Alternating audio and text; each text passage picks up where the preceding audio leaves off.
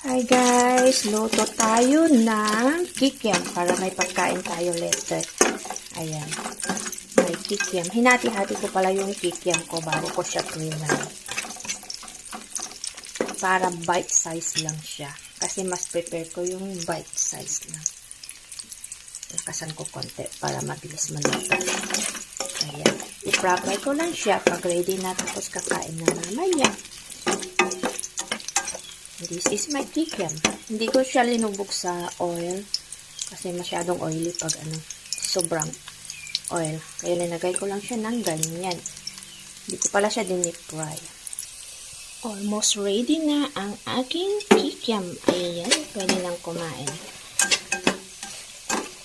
Tapos kakain tayo ng kikiam. Mas maganda na yung kayo yung gagawa guys pag gusto nyong kumain. Bibili na lang kayo ng kikiam.